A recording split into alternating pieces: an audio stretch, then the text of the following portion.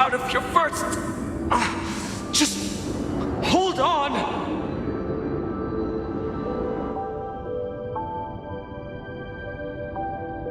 Remember?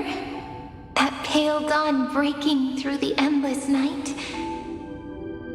The spear of strife nearly claimed her life.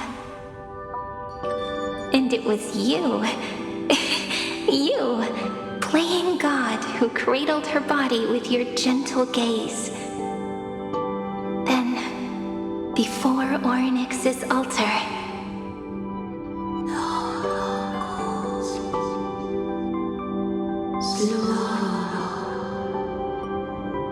even the Titan of Time mistook you for someone else. I never imagined there was a hidden truth behind our first meeting. The first time was also the last time I saw you, friend.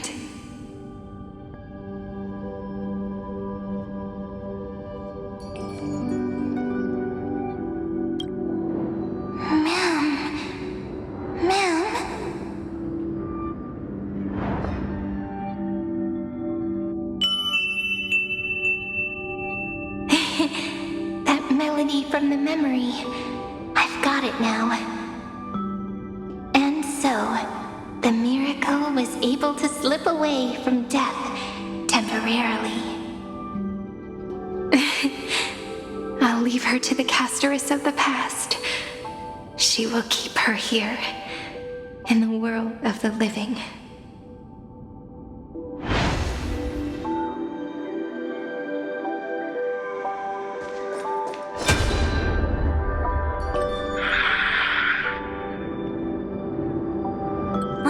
Darn it!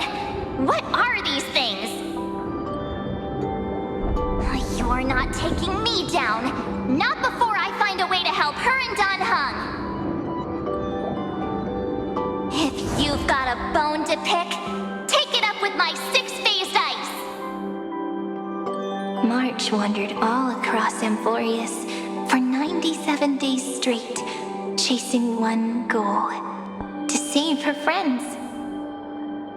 And with her bow and arrows, she brought down every obstacle that stood in her way. So that's how it happened. My skill with the bow. I owe it all to March.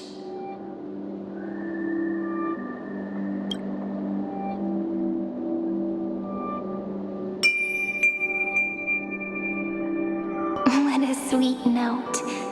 I've got it now. And so, in a memory from the past, you inherited March's mastery of the bow. And that arrow bearing golden flames will streak across the stars in the future, becoming a glimmer of hope for the cosmos.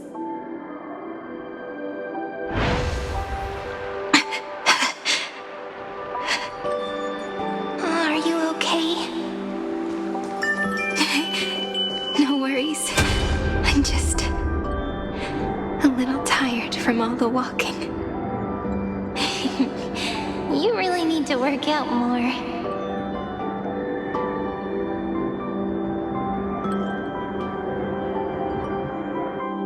Three paths interweave and fetter Amphoreus, co-authoring the fate of the world.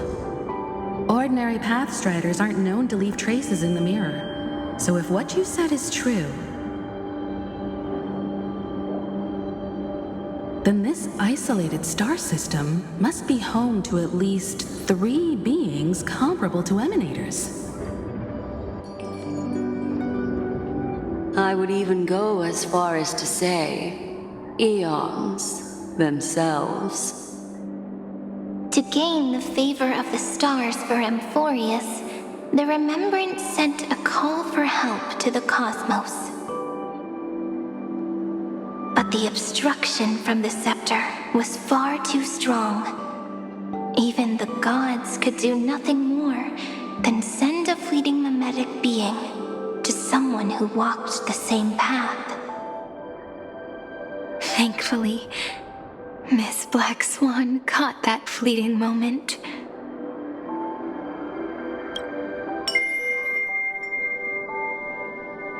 Though that signal drew some unpleasant attention as well. Looking back now, it was all worth it. The cosmos showed us a kinder face. Thankfully, she has a different understanding of the remembrance. Miss Evernight once said that the remembrance wasn't looking after Amphoreus, but rather scheming and preparing to devour the paths. Her deduction was perfectly logical, but she failed to account for what the humans in this story could achieve. Maybe I have a scheme of my own. A scheme that will bring happiness to everyone. Please keep helping them. And the others in the future too, Miss Black Swan.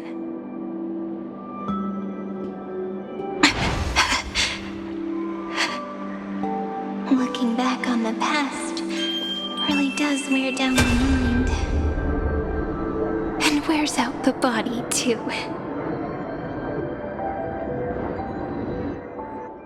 You need to hold tight to this ceremonial blade. After I'm gone, it will take you back to the beginning of time. The start of a new story. I believe that in that story, we're in countless stories, each alike yet unique.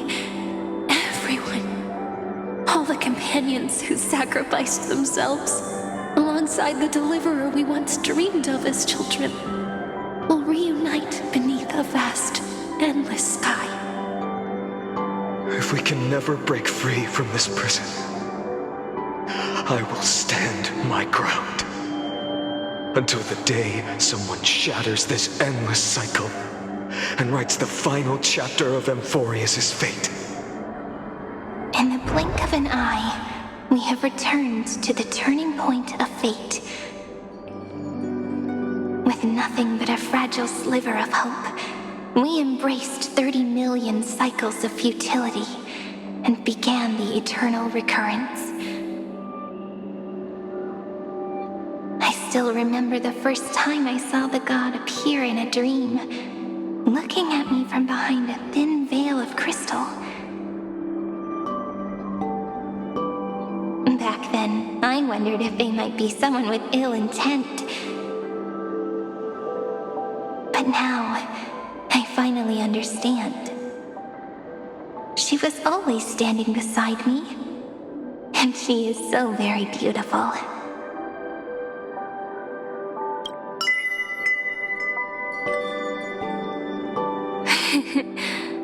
Causality really is a force that cannot be stopped.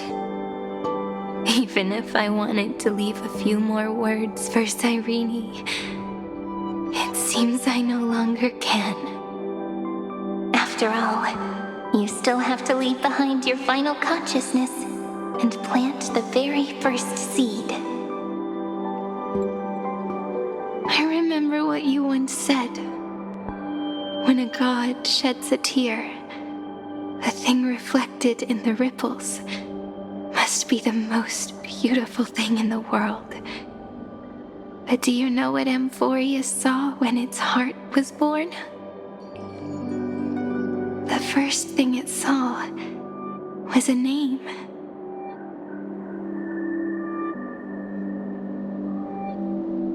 Zero, 9, 3. Looks like you figured it out. Sometimes, all it takes is a change in perspective to reveal something truly unexpected. Don't you agree? That's right. Turn these numbers upside down, and you'll see a beautiful eternity. Something we believe in. The ego.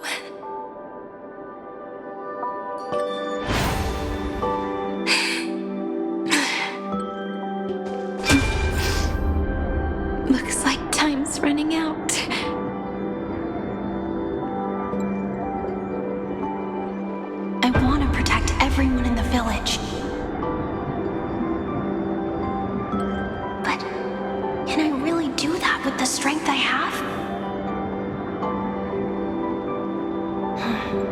I shouldn't think too much. Better finish the farm work Dad left me first.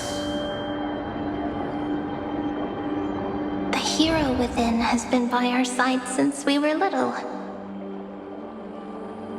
Finan has always been strong, but without that faint glimmer of hope lingering in his mind. Would the weight of fate and endless recurrence finally break him? If only someone could place even a sliver of hope inside his heart, he would hold on and keep going.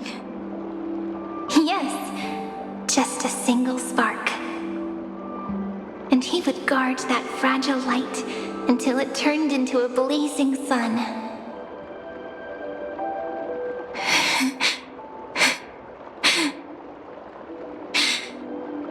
I no longer have the strength to make the hero within look like her. So, let me leave behind a prophecy for him.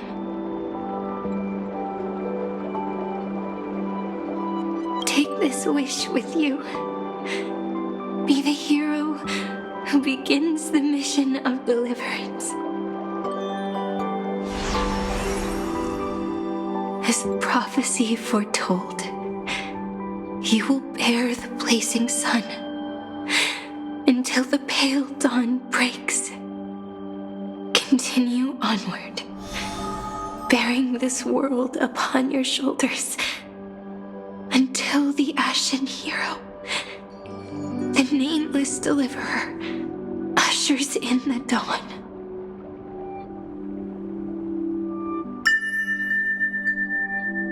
Now, your eyes have seen through all of Amphoreus, from the end back to the beginning.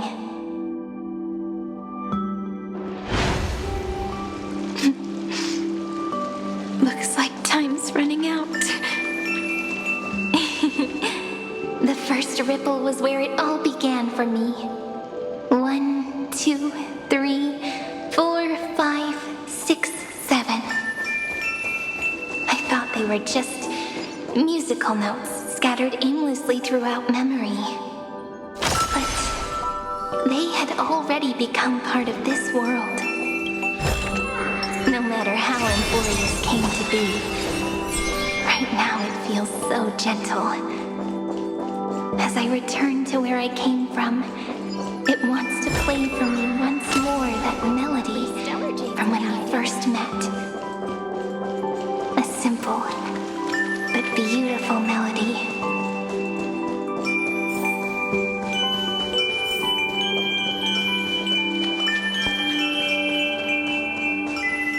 Behind this door, I can smell it. The scent of wheat fields. You're clever. I bet you figured it out long ago, didn't you? The end of this journey back, the final gap in Amphoreus. It leads to the place we both call home. We can finally go home. Are you ready? If you leave memory at the very beginning of the story and cast the first stone,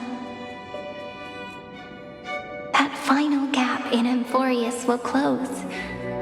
The causal loop of Amphoreus will become a fixed point in the stars.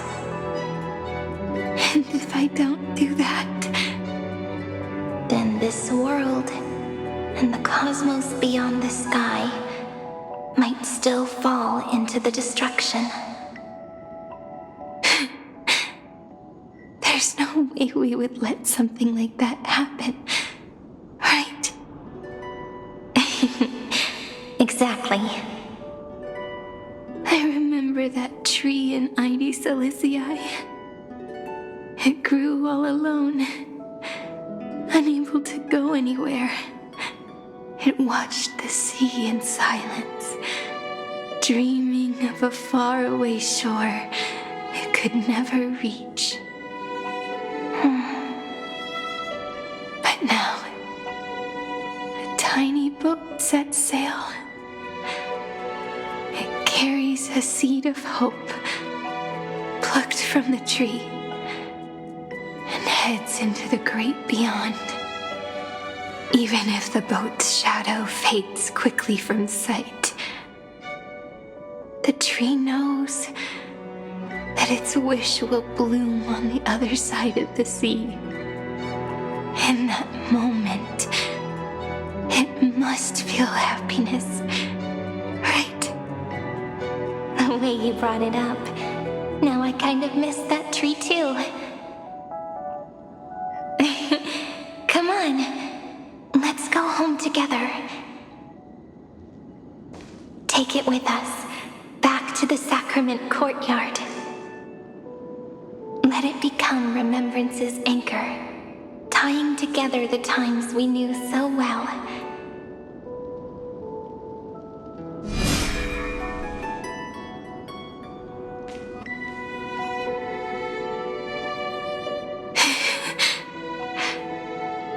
Let's go home together. Oh, that final note. Right. It's been with me all this time.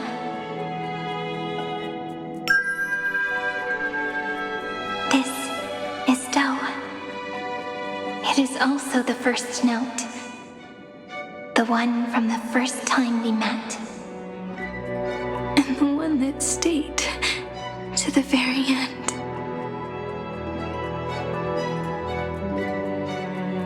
Heidi Silicii. The place where it all began. It's like time itself has stopped. And the breeze and the sound of the waves never seem to rest. We've made it. The sacrament courtyard. This is the place where we first picked up the ceremonial blade. Where we first began writing journals.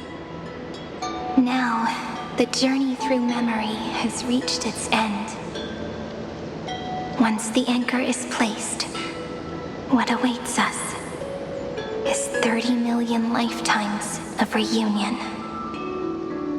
Looping again and again. Endless farewells. Do, re, mi, fa, sol, la, ti. And with them, endless encounters. Ti, la, sol, fa, mi, re, do.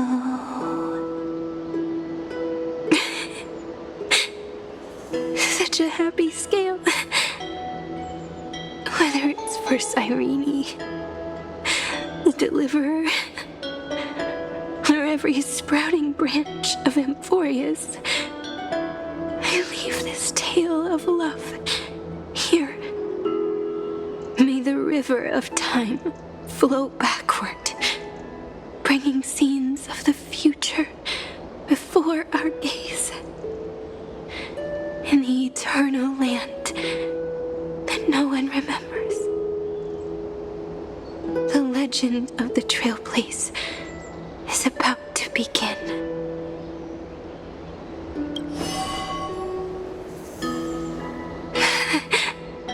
Is it all over now? My mind and my memories. It seems they're beginning to fade. The breeze is warm, but my body is shivering for some reason. If you're feeling cold, let's find somewhere warm. we can rest there, together.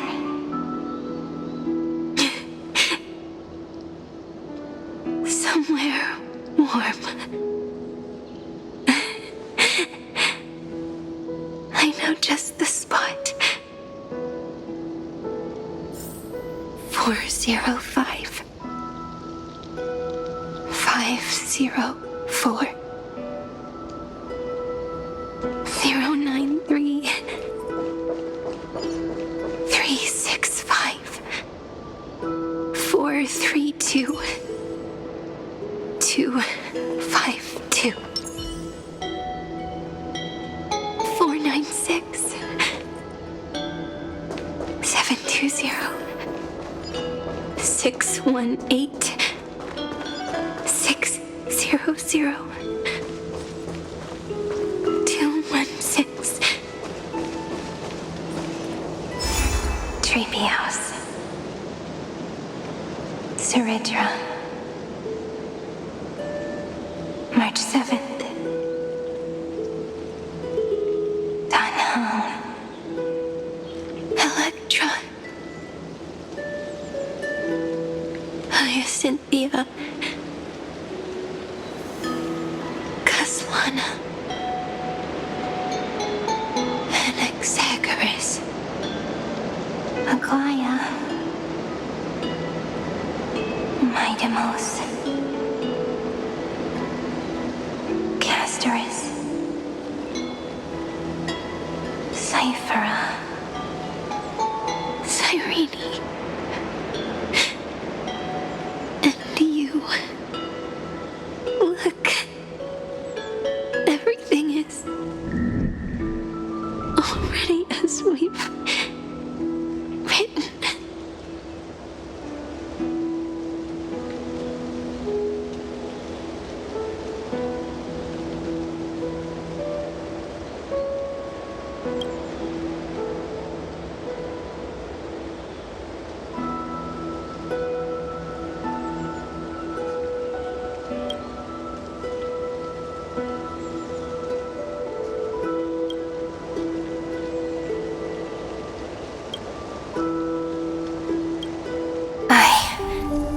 Gaze that looks back on the world. How fortunate we are. In this cycle of cause and effect, humanity never looks to the gods for guidance. The ones who pick up the pen and write miracles again and again are always ourselves.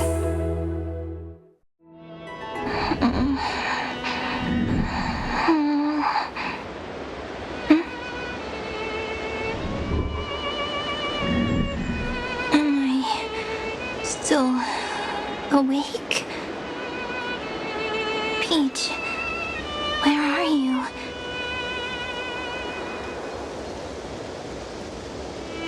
Are you still here?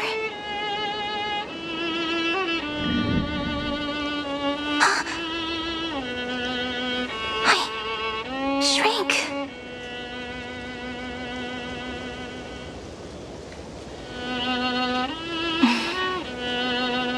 So that's how it works. When memory drifts away with the breeze, love leaves behind a seed and turns into lament. Demiurge, Cyrene, Mem. Back again to the first, Philia 093. I always do have my charm. The final ripple nourished the great tree, and from it grew a single pink peach. We've been playing for so long, and you still haven't told me your name! I've told you so many times already. You're just forgetful. My name is Livia. Livia. If you forget again, I won't tell you next time. Livia. Got it. Then you have to remember mine, too. Piso! I always remember.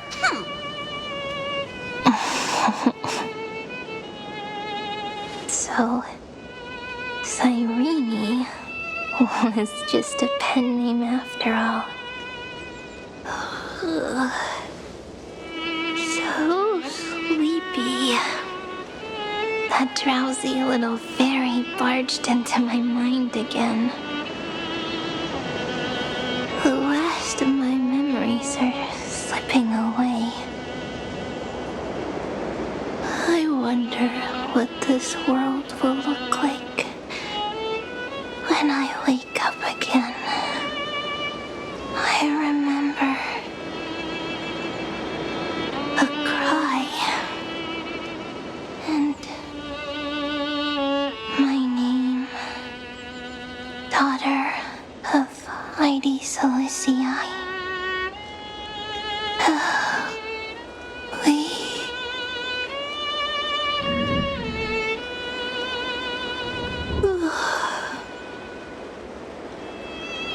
Shh. Never mind. The same seed, when planted in different soils, blooms into flowers that are alike, yet never the same. But what truly makes her beautiful is each and every soul in the world. No matter what form liking takes, it is still precious love, and I will accept it gratefully and return it with joy.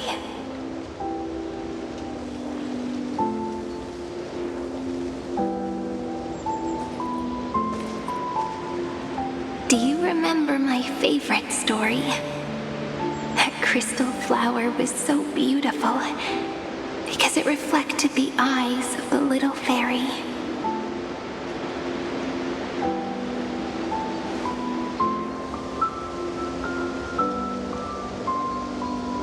The stars across the cosmos will know I am the fairy who wrote as I've written, together with you. And in your heart, I know I will always be given the name I love most. The one you gave me. After all, we've always been in sync. Hey, don't rush! Slow down. Let the words settle. We have plenty of time. In Amphoreus' month of mourning, all conflicts across the land come to rest. On the 11th day and night of the month of mourning, the dead will part, the living will embrace, the snow will fall, and bonfires will rise to warm every heart aching with lament. It may sound heavy, right? But on this day, laughter always rises louder than tears.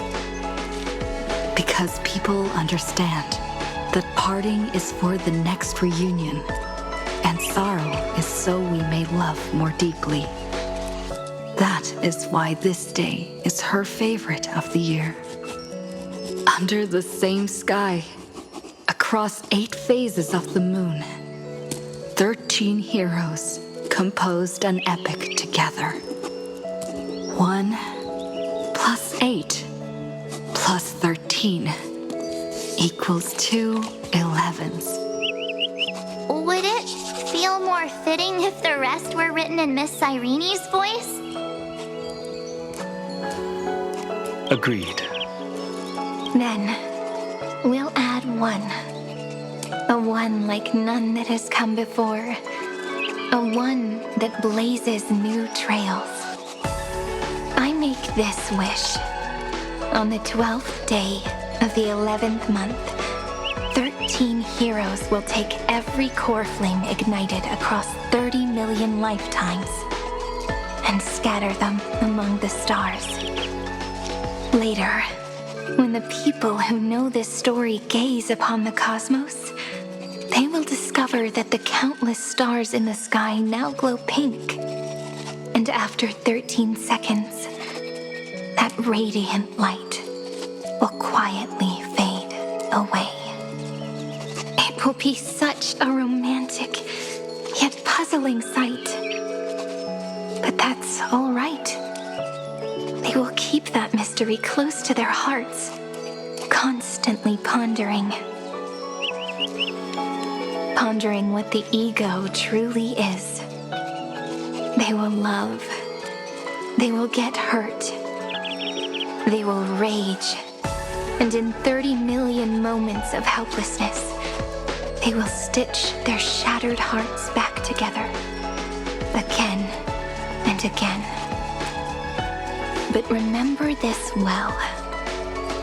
Losses are a constant on the flame chase journey. There may be pain along the way, but you and I will never be alone.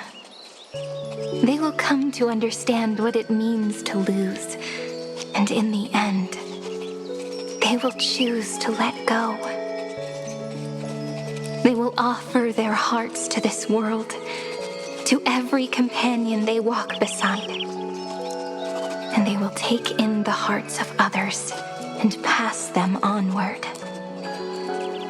For every soul that exists in this world, there is a different ego, a different prime mover of life. There will never be just one answer, not even for love. But when people gaze into the night sky and love what is fading with the same resolve they have to praise the stars, I want that soft, gentle pink in the sky to tell them love will always be answered. This is a story about love, and a story about how to answer it. Whether it is one we have already written, or one you are yet to write, it will be a romantic story like none that has come before. You think so too, right? And a romantic story deserves an ending that is free and complete. When every clue and thread has found its end, and the weight of the pen is no longer constrained.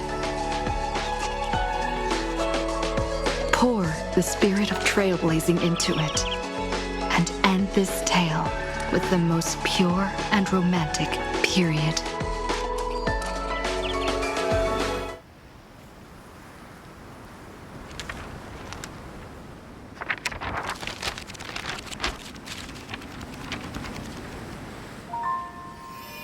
Light, sky, sea, stars, seeds, flowers, birds, hope, and love.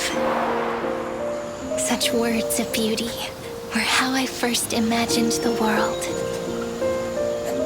For as long as I can remember, I've used them to tell the stories of Amphoreus. And now, this is the last one.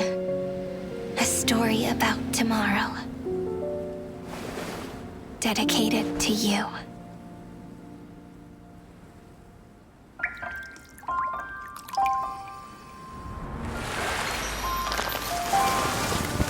Once upon a time, morning glow, scattered light, shone on you and I, and fading poems, frozen rhymes, or traces on the breeze, whispers of past reverie.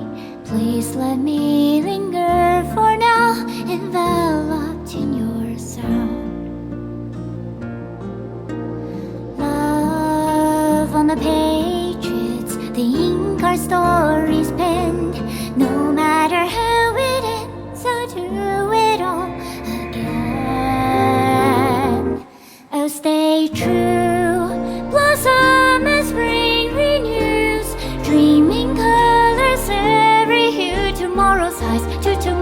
life while walking step beside you.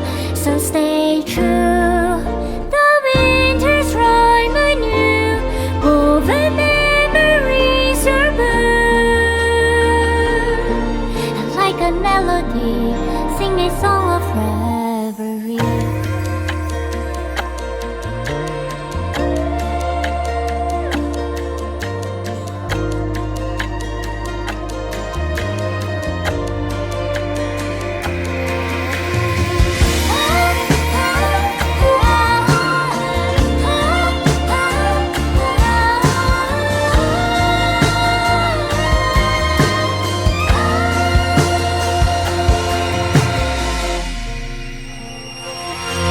Please stay true.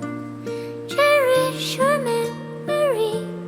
Go with love, your heart searchy as rivers flow, and as gardens grow. I hope you bloom in beauty. See you soon after the end of time in the mountain frozen rime.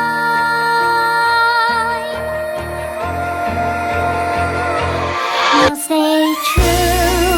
Blossom and spring renews, bringing colors every hue. Tomorrow's life, to tomorrow's life, while walking step beside you. Now stay true. The winter's rhyme anew, woven memories are blue. And like a melody, sing our reverie. And in our memory, in the end of our journey.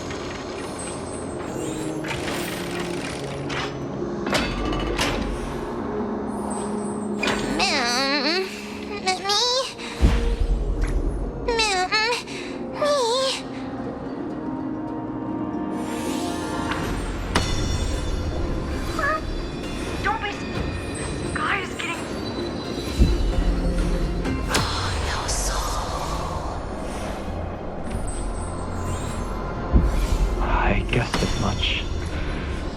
It's no longer working. Looks like it's just the two of us out here now. Mammy? Me,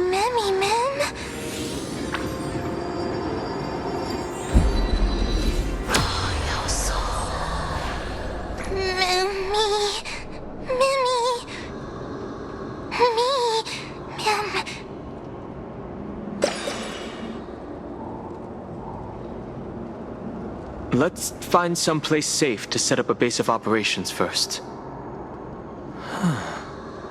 This statue and the buildings we've seen so far point to a civilization here on Amphoreus. We can only hope that they're not hostile toward outsiders.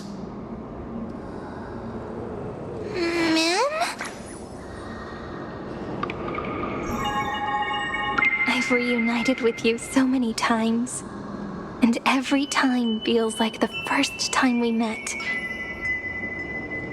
Each time, love breaks through the stubborn cycles and takes flight toward a pink tomorrow.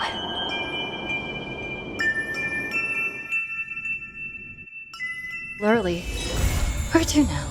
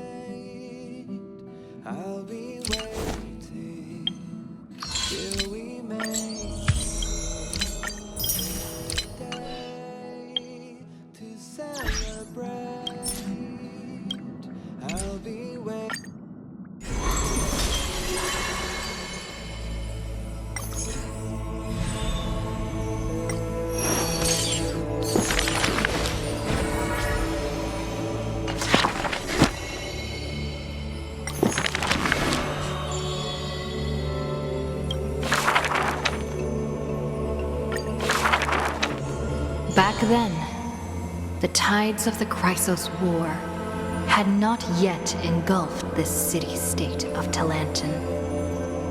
And the young princess inside the gates once loved to roam without worries. She snuck into forbidden grounds while the servants were away, but was shocked by what she saw on that day. A chessboard, a stack of pieces, and a strange woman. The board dissected by daylight and shadow, the pieces polished from rough stones uneven. Fancy a game? If you are my match, then I'll call you my friend. The stranger's voice was husky and coarse. If you can beat me, then I'll call you my teacher. The princess proudly retorted. Despite the bravado, the princess had never touched chess. The defeat made her study in earnest, acknowledging the other as a teacher. First, she learned the knights, bishops, rooks, and queen.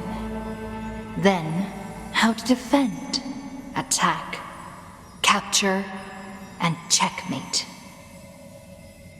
I have learned all there is to learn. Barely out of childhood, the princess raced into games of chess. Those who looked down on her faced many losses. Those who glorified themselves forfeited in a mess. At her prime, none could rival her at all. But she still recalled what the stranger said. My origins bring dark omens, so never tell others where your teacher is from.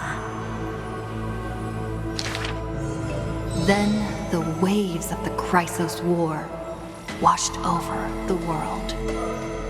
The Achaemens welcomed a ruler. She was deemed Imperator and loved to play chess with herself. She regarded all things as pieces, whether Chrysos heirs or Titans magnificent.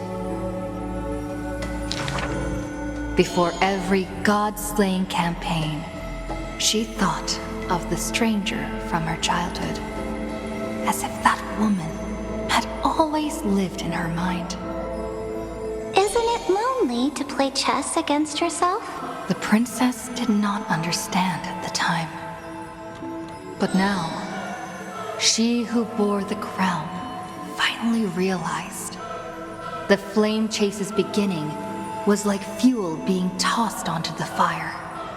And in the unending road of marching banners and war cries, she finally had time to meditate. There were often jesters behind the king, curious about her past in her old city, lost to time.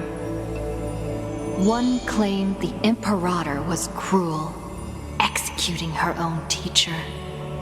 Another stated the Imperator was biased, learning from an enemy hostage. Many such rumors abounded, with no origin found. No matter.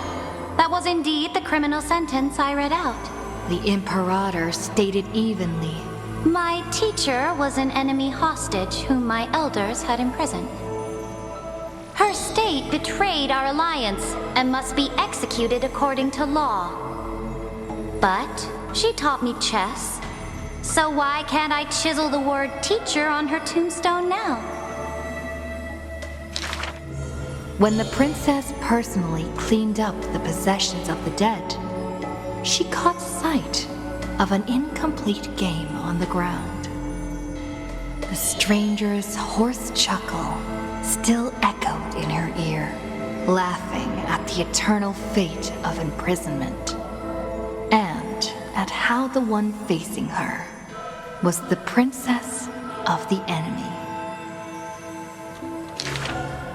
Is this your final game for me, my teacher? The princess imagined the endgame over and over. Even when she took the imperial crown, she still dreamt of the black and white board. The concealed truths suddenly dawned on her during a more difficult contest in the future. An unfinished game might be the opponent's lifelong barrier.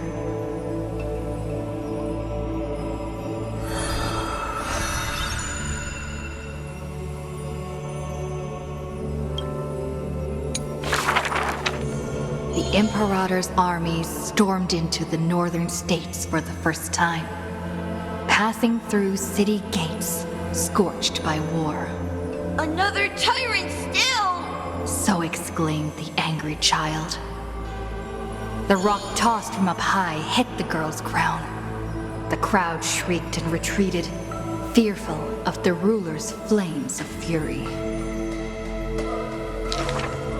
The girl reached out, not to straighten the crown on her head, but to help up the child shivering in dread. I heard in the old laws of this land, whoever assaults the crown shall be punished. But I wear another land's crown. And your old laws should also be abolished.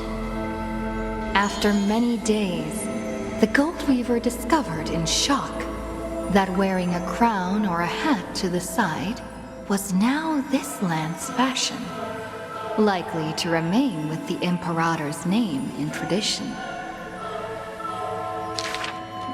The so-called heroes with golden blood in their veins all have the qualities to fight for the core flames. Who's to say this was not the gods' plan?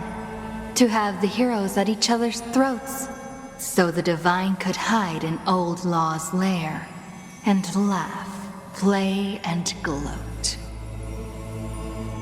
Who made this world a chessboard, and with one stroke, one river, created the boundary between God and man? Dux Gladiorum, Dux Carminum, Dux Helcalithist, Dux Fragoris, Dux Brumalis. Heed my call! The girl stood before a mighty army with her scepter. Today, I will insist on crossing the Rubicon, gather the might of all heroes, and begin the journey to slay gods! Half of the core flames were now in her hands, and the hidden trickery Titan stirred, leaving taunts.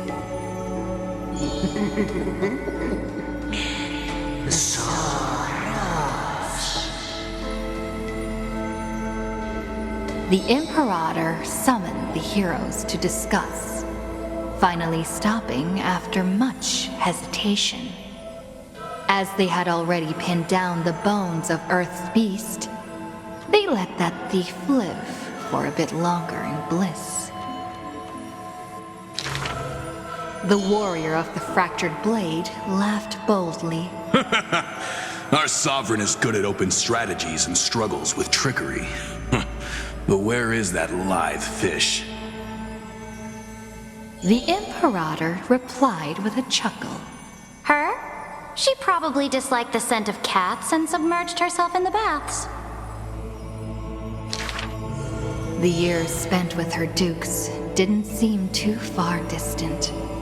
Yet, only after the end of many wars did the heroes discover how the Imperator's form walked more and more alone. The road of a ruler is a lonely one. One day, we'll only be able to see her retreating form. The Swordmaster of Singing Waves was worried too. When all others had departed in intoxication, the two of them gazed into each other's eyes, towards torrents deeper than their fates, and sank into profound silence. Drink one more cup with me, my dear follower. In the end, the Imperator first broke the silence. When compared to the taste of salt and blood, I sometimes miss your ambrosia. About the destruction about to be born, and the eternally occurring extrapolation. The Antikytheran spoke of all this in words unceasing. So this is the old world I must fight against. The girl's expression bore no sorrow or tragedy. Instead, she looked more solemn and ready than ever. Whoever stated that two kings could not meet face to face in chess? I am the sovereign of Akama. I once faced the gods. So what do I have to fear about the laws hanging behind such gods? I will chop up the old laws and let them be firewood for the new. No matter the cost. That was the Imperator's lifelong conviction. Never changed, always persistent.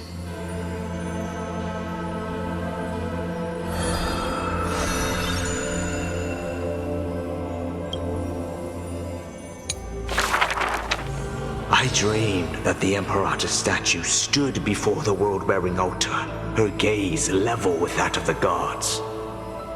Then, blood gushed out from the statue's orifices, and the people, in cheers and elation, washed their hands in that golden blood. The tyrant's life will end with violent death. None will weep, and all will cheer as her statue topples. She she will die before the dawn comes. A vengeful aristocrat, one whose title was stripped by the Imperator, thus spoke. We cannot agree with your excessive deeds. You have imprisoned Trebios' split selves, demanding that divine authority regress into the ruler's mouthpiece. We will reveal your future with the prophecy, and tell in truth. Your crusade will indeed be a smooth path, yet in the same breath, we see omens of your death. A demise in an absolute pure darkness. Even so, please excuse us, as our eyes continue to be drawn to your crown's flames. Dux Vitorum. We don't exactly hate that name. In the name of Yanisopoulos' priestess, Holy Maiden, and Oracle, thus spoke the Imperator's Dux Vitorum. Allow me to remind you, your life is now on a countdown with the fall of law, and you will become law. I must confirm, is our deal still going strong? Is the future I promised you more satisfying than the future in the prophecy? Ah, you are as resolute as always. Good. Oh, as ever, this prison of gods, Amphoreus, and all mundane and average worlds need someone like you. A daring ruler. Let us end this despicable extrapolation together. Amphoreus Theoros, the Imperator's co-conspirator, Lycurgus, thus spoke. The Imperator betrayed the Flame Chase Alliance. And I was the sinner who paved the way for her achievements.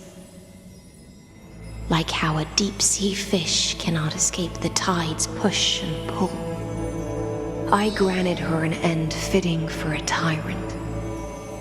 Her dying smile gazed towards my tear-swelled eyes.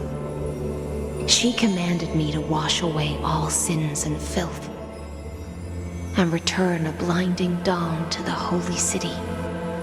She commanded me to set up stones and monuments in lightless seabeds to commemorate our friends. But who will remember her achievements?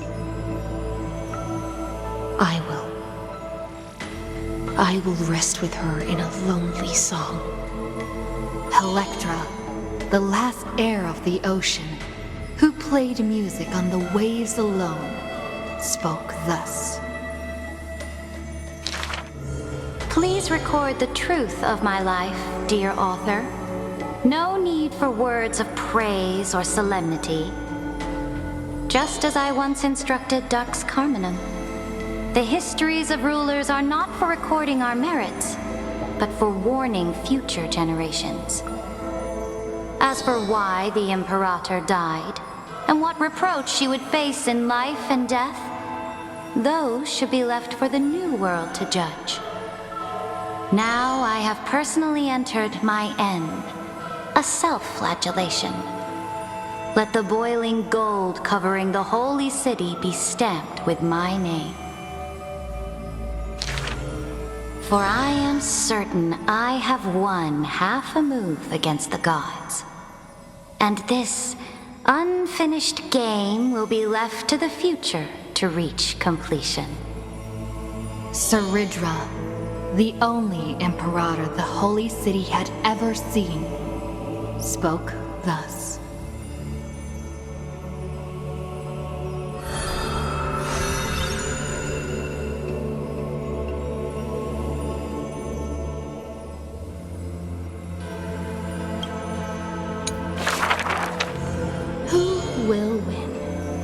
The fanatical followers of the Eon of Erudition? Or the audacious plots of the monarch playing against heaven? The Atavis Search Forest's monkey creatures? The Steel Soldiers reviving the Emperor? That Theoros' visage of arrogance? On her chessboard, all faded to null. In the name of Amphoreus, I will grant freedom to the blindly faithful. The monarch stood before the inorganic throne, driving the scepter into the Emperor's vacant gaze. Even the gods beyond the sky shall crumble like the Titans, as she swears to seize the glory of conquering the stars. Who will win? The immortal faithfuls of the Eon of Abundance? Or the storms dancing between the chessmaster's fingertips? The pawns slay the birds, the knights trample the wolves, the rooks smash the trees, and the queen severs the head of pestilence. In the name of Amphoreus, I will grant eternal rest to the immortal. The Cienjo lays forth the ocean's tribute, which the monarch grants to her loyal Gladius. And upon that knight's sorrow-marked visage appears a smile, precious and rare. Who will win? The raging waves of war from the Eon of Destruction, or the sharp blades of the Empress that has never tasted defeat? Even in the face of the power that swallows the stars, neither monarch nor subject faltered. They would prove their golden blood outshines the lifeblood of the gods themselves. In the name of Amphoreus, I will grant destruction to the destruction. The monarch's core flame supplants the flames of annihilation. Soldiers drink deep of the golden blood of the blemished one. She has slain the wellspring of tragedy, once again usurping destiny's crown. Who will win? The light of the esteemed gods beyond the sky, or the core flame lighting up the world in the Imperator's heart? The fury of the stars surges forth, boiling at the edge of the galactic empire. Mighty factions will surge into her realm, yearning to seize back the splendor of old. In the name of Amphoreus. Stellar winds scatter the enemy's remaining ashes, as golden blood once again congeals into familiar epitaphs. The master of the infinite cosmos lifts the edict high, declaring to her boundless, ceaseless realm, I shall conquer the heavens, and all stars shall submit. Chuckling, the Imperator tosses her final pawn, her previous delusions withering away during the game. She wiped off the formations that were purely imaginary and caught a glimpse of rust blooming upon the throne. On the night before the monarch faced fate, she left behind a grand dream of conquering the stars. In time, she shall become but a humble pawn, so that this grand illusion retains a sliver of truth. This world's game is nearing its conclusion, but in the distant future, for the raging and burning ambition, for the flame chase through 30 million creations, for the Imperator's realm and all her citizens. Who will win? I will win. Amphoreus will win.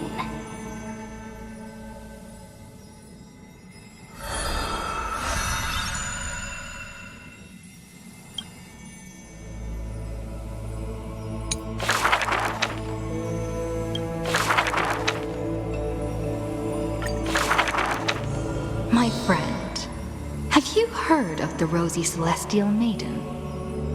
Whether in a corner of the archives, or in the depths of a cave, you can always find legends about her. She had hair like a rosy pink dawn, and a smile that could thaw the most glacial ice. Some say she was Nikador's nemesis, while others say Nestia was infatuated with her. Oh, mysterious and beautiful celestial maiden, how I wish to turn into a slate, forever etched with your tale. Many claim to have seen that celestial maiden, either in the half-remembered dreams of early morning, or in the gossip and whispers after supper. She once whispered in my ear. She once saved my life. She gifted me an ice crystal! Her worshippers recite her deeds, even writing some into family teachings. Curious poets ask up and down the land, only to find that the details of these encounters are difficult to recount, even for the witnesses themselves. In the entire holy city, there are none who can provide proof of her existence. It is not known since when the Celestial Maiden was always mentioned together with time. People recite her name during prayer to beg for miracles to appear faster. It is said that even in the selection of priests of time, girls with pink hair are preferred. They still didn't pick me! Maybe I need to go dye my hair. The brunette candidate was upset, but the examiner responded with a smile. Don't forget the Healer of Twilight. Has a head of pink hair. She's a descendant of the sky. Scholars and poets discuss at length the origins of the Rosy Celestial Maiden. But all mothers tell the same tale. That princess came from beyond the sky. Her shooting star, like crystal ice, pierced the fog of the Veil of Evernight. She made friends with the Titan, and whenever the month of Evernight descended, they would meet again. The children loved that tale. Therefore, as the moon turned and shifted phases, the story became true. But someone always questions, unable to read the air. There are no worlds beyond the sky. So how can the Rosy Celestial Maiden come from there? Rosy Celestial Maiden, a world beyond the sky. The reckless adventurer takes out the photostone, claiming it is the true work of the Rosy Celestial Maiden. The citizens laugh at this tale, with few accepting it as true. After all, long before the guests beyond the sky arrived, the legend of the Rosy Celestial Maiden had already covered the world. So, my friend, have you really heard of the Rosy Celestial Maiden?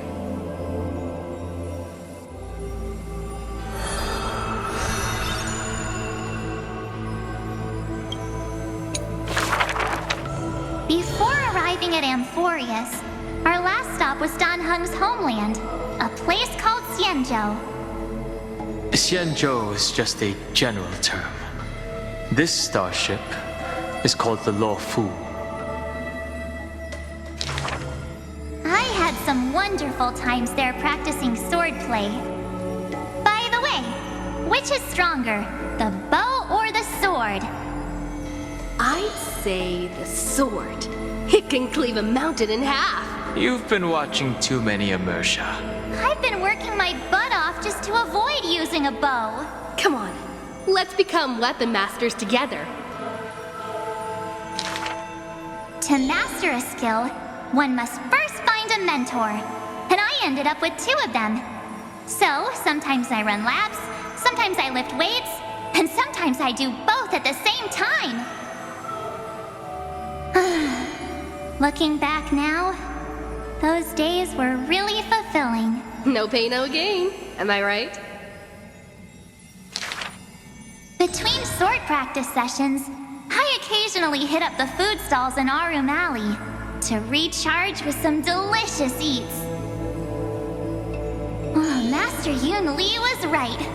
These berry pheasant skewers are absolutely delicious. Hard work pays off. This girl's been up at the crack of dawn every day, and finally defeated countless formidable foes.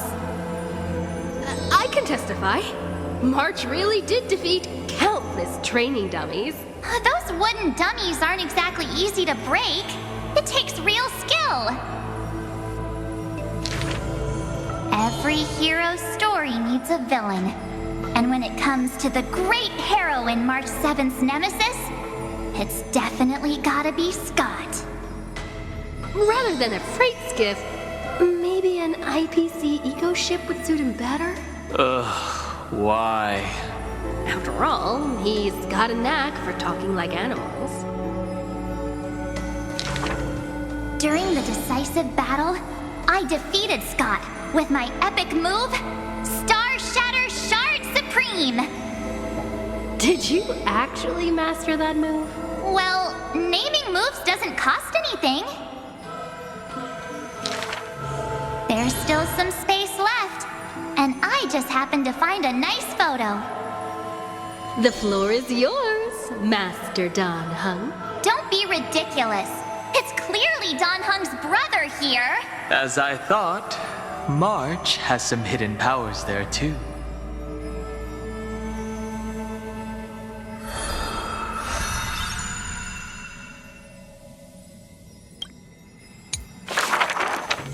In memory of our first trailblaze together. The 3 of us. On average, we got a wanted poster for every 3 planets we visited. If I could have used my hidden powers back then, they wouldn't have dared to draw me this ugly. Playing hide and seek with Hook was fun. Those kids under her command have quite the hidden talent. When both players in hide and seek are experts, it will turn into a contest of who can last longer without food. On the day the overworld and underworld were connected, I too took a seat on the first cable car. The chairs were so hard that day. My butt was killing me. Let me teach you a trick. Just keep standing instead. Then how could I call that taking a seat? For the sake of walking smoothly towards tomorrow, we sealed away the truth of the decisive battle, along with our memories, in a box. The juice that day was delicious. I want to drink it again. Ugh, that's Jim Roger bread soda. And what's with that March 7th themed blue and pink color in there? That's just food coloring. Hey, you two! Don't ruin the nostalgic mood! Visiting Urillo again for the Soulworm Festival, I put on some pretty clothes specially for the occasion. Oh, look! Don't I look like a princess? So that's how you've seen yourself all this time. I want to change my clothes and become a devil too. Little ice bear. A sweet little Snow White ice bear. I wonder if it's friends yet. I think I saw it in Paniconi. Hey, why don't we turn it into a universal social media star? That niche is already dominated by trotters. That big guy who once raised his fists against us is now the hope for Belobog's revival. Mr. Yang was practically drooling watching that. Too bad he wasn't there that time. Not necessarily. By next time we visit Eurillo, will it have turned into an ocean planet? Then wouldn't those polar bears have to be renamed water bears? The data shows that Eurillo's environment is slowly recovering, but the ice shouldn't melt too quickly. Time to remove those floaties from the shopping cart.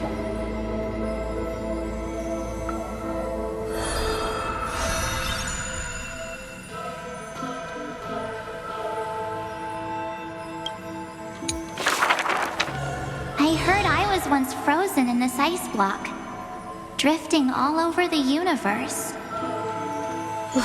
That's one way to go on a cosmic hitchhike. If the conductor hadn't hit the brakes back then, I probably would have punched a hole right through the car, huh? Stop being dramatic. The Express was the one that actively scooped you up. I remember there was some six-phased ice left after it melted. I used it to make a little figurine. Mr. Yang explained that it's called a figure, and then made me watch anime with him all night. That's the highest honor he can bestow. I want a figurine too. Every morning, the Express crew has breakfast together, but they're not always on time. I can't help it. I'm still sleepy. Next time, get up earlier and set an alarm. People who can get up right as soon as their alarm goes off are terrifying. This kind of person is capable of anything. My camera's full of Pom-Pom's photos. It's so much fun dressing up the conductor. Pom-Pom used to have a turtleneck uniform, but they've rarely worn it since March arrived. I love my room so much. I tidy it up every single day. Looking at it now, that photo wall must be the power of memories. By the way, I've been meaning to ask, where's the wardrobe? Take a guess. I remember Taikian, my most trailblazy of trailblazes. That grand debut cost me quite a few credits. So? What exactly happened? I saw a ball by the road, so I just casually kicked it. And then, bam! It flew right into the ceiling, through the venue. And scored 100 points, too! We'll travel together forever and ever. That line sounds familiar. Memories weave the past, bit by bit. They stretch long behind me, like shadows on the path I've walked. I wonder, what stories will the future me create?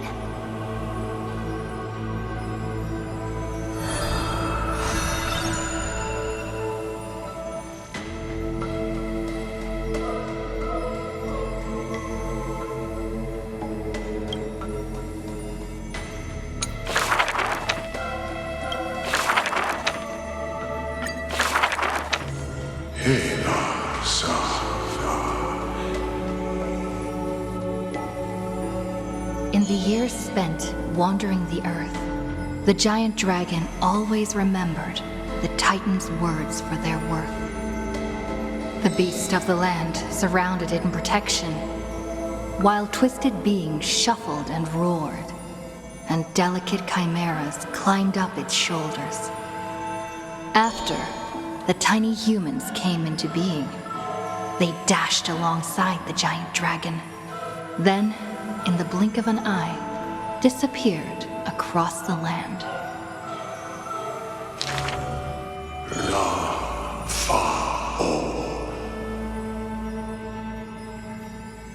Yet, the deep irises of the giant dragon saddened in gloom. The ancient creature saw, earlier than the Titan did, hidden in the deep ocean, the incoming doom. The giant dragon recalled, at the moment that strife was born, the chalice of plenty sighed, and the heretical tide spread from the seabed. Bearing their bone-gnawing pain and agony, Georios tightened every fiber in their body, no longer hearing the call of their creations clearly.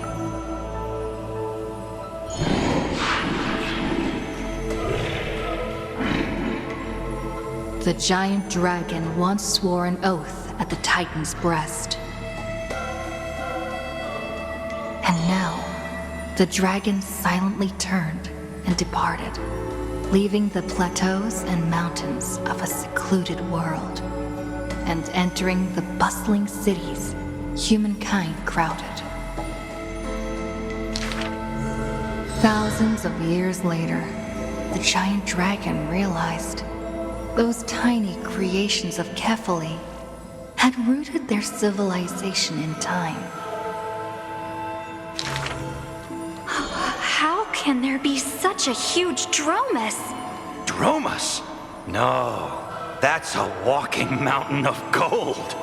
Curious residents were amazed at its appearance, while greedy brokers calculated its value. Yet, the giant dragon simply walked in leisure, not harming a single building of any stature, nor paying heed to anyone. It quietly listened to the people's language, and its form dissolved in the flames of war. Many years later, Aquila closed their eyes, and the giant dragon's steps were finally halted. A sword master who broke the waves stopped its way, and a ruler, commander of the chessboard, looked up with inquiry. Are you the Dromus that has been attacking all states? The commander invited the giant dragon to hunt the divine flames together. The giant dragon nodded, but it did not look at the commander, and never mentioned where it came from. Its timeless sight had already seen past the Flame Chase's final plight. Georios shall be executed here! The Titan, in a painful daze, closed their eyes with a sigh.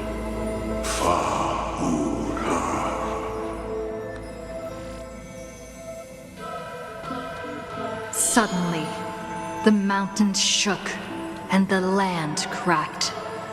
The wounds dealt by the black tide, once mended by the Titan, now tore the land apart again.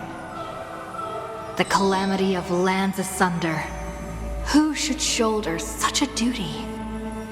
The giant dragon sunk into the earth in answer. For the earth was the breast of Georios, and the dragon's birthplace. And from that day forth, Amphoreus had a new legend of how a giant dragon collected the broken lands and once again made the earth whole.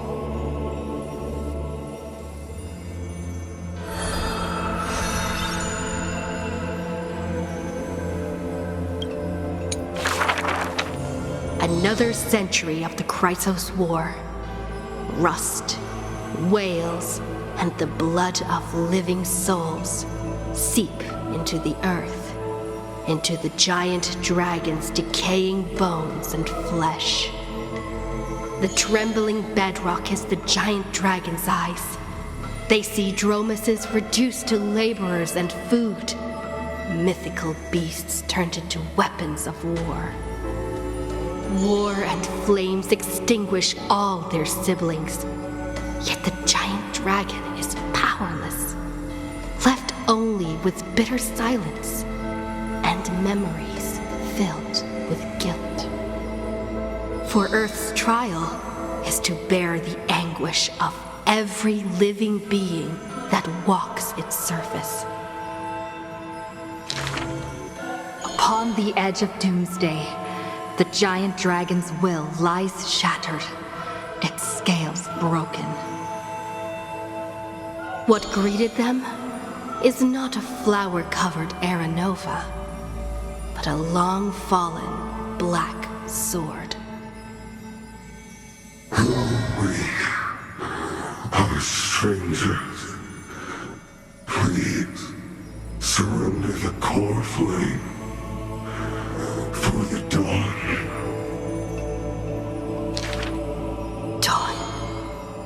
Dawn? If this puppet of destruction yearns for dawn, then what awaits at the end of the flame chase? The torment of the Black Tide, the sacrifice of their kin. Is it an undeserved destiny, or merely futile lament?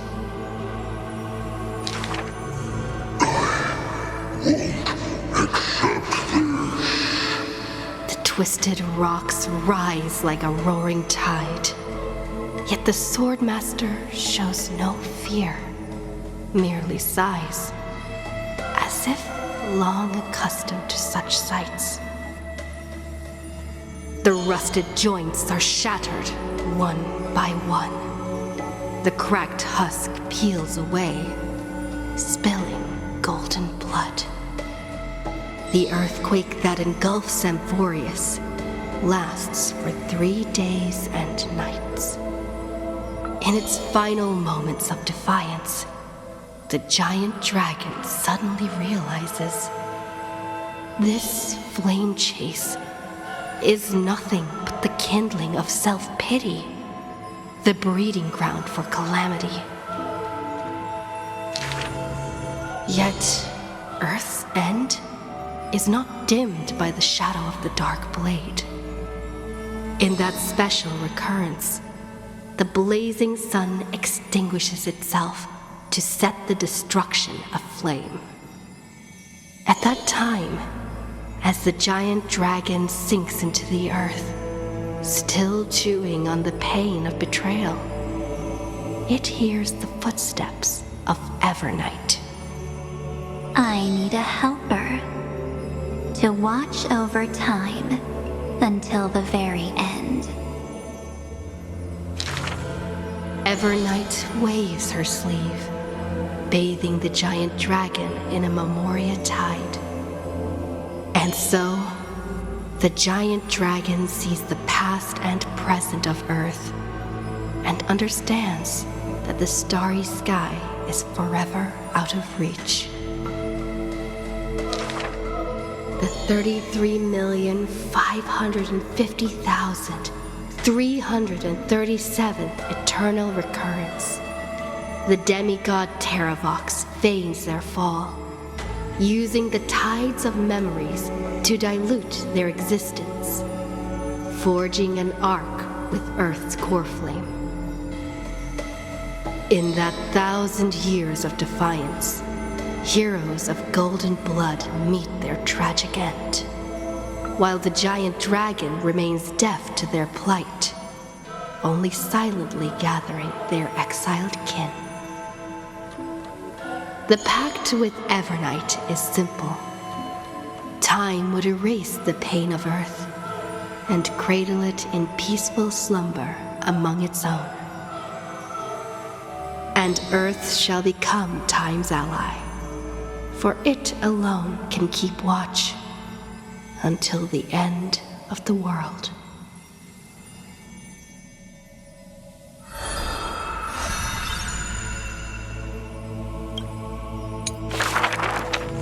The flame-chasing heroes once scorned the giant dragon, for they refused to crush any foe beneath their feet. Oh, foolish earth beast. A heretic who refuses to serve the flame chase! After staying for several days, the giant dragon bids farewell to the Imperator. The flame chase is a glory. It belongs only to the children of humanity. You are a benevolent beast. I had no intention of keeping you captive. A decree to protect innocent lives is about to be issued. All I ask is that you lend a hand to the flame chase in the future. Losses are a constant on the flame chase journey, yet the giant dragon remembers their creator's command. After leaving the Imperator's capital, the giant dragon shelters small beasts upon its back, only to be hunted by city-states hungry for meat. Arrows pour down like rain, unable to pierce the giant dragon's skin, yet cause the creatures on their back to wail and fall. Until a mighty force of reinforcements brings this tragedy to an end. They raised a shield wall for the giant dragon, then marched forth and crushed that city-state. The mountain dwellers are not a warlike people. Who are you? The leading knight answered loudly. I am Mountain Breaker, Geocles. All the world knows that protecting all of Earth's creations is the creed of the Dromus Legion. The world also knows the Dromus Legion is ever victorious. The giant dragon under the Mountain Breaker is silent, yet unstoppable. Endurance does not help with survival. Mountain Breaker always speaks of his friend this way, while the giant dragon only responds with a low growl. Soon after, when word came that the flame-chasing army targeted Earth, the Dromus riders set forth in full force, all to protect their creator. On the eve of the march, the giant dragon receives a secret message. Your one and only flame chase must be to slay your creator, and then fight to survive. Records state, in the Battle of the Abyss, the Dromus riders were broken after Terravox's betrayal. The Mountain Breaker shed his armor and fell from the cliffs to his end. Earth carved the memories of the betrayal into its strata, until Evernight would leaf through them. Oh, Earth. Time is willing to wash away that pain of betrayal. As a memo sprite, the mighty Mountain Breaker reunites with the giant dragon. His voice trembles in a whisper. That couldn't have been your choice. The giant dragon only responds with a low growl.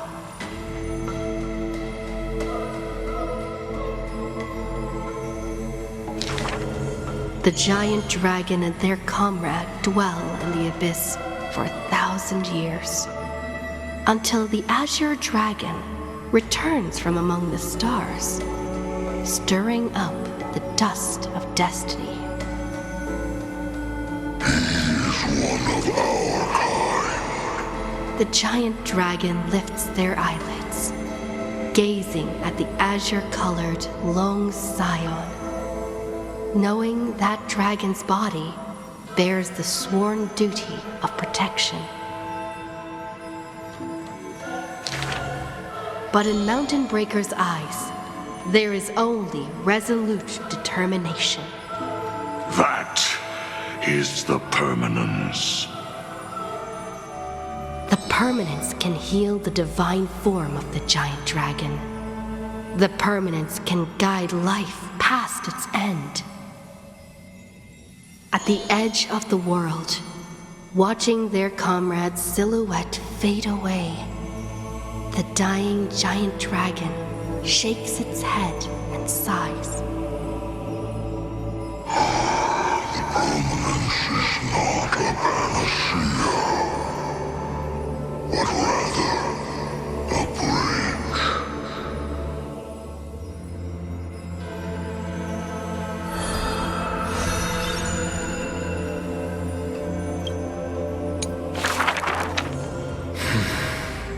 Years later, gazing up at the vast starry night sky, I often ponder, what does the permanence truly mean? The countless souls entrusted by Terravox still surge within my chest, like an eternally burning furnace. I once thought about finding them a home, tried to communicate with them in my heart. And yet, the living beings of this world, they are now inseparable from me. As if from the very beginning, they were a branch of my own bloodline. Inseparable? After I told everyone, a heated discussion broke out in the express car. Will you turn into a little chimera and snuggle up in our arms? March 7th lets her imagination run wild. Maybe he'll become a baby seal. A magical beast would be fine too. I've always wanted to see that species. These are the reassuring words from Himiko and Mr. Yang. No matter what he becomes, Dan Heng will always be Dan Heng. Her words are unusually poetic. But if you become a Dromus, you absolutely must let me feed you red soil. Don't you even think about it. Sometimes I have dreams like this. Countless beings flee alongside me. Behind us, black floods blot out the sky as if to devour all signs of life. In our darkest hour, the living beings form a bridge of dragons, and I lead them limping towards the starry sky.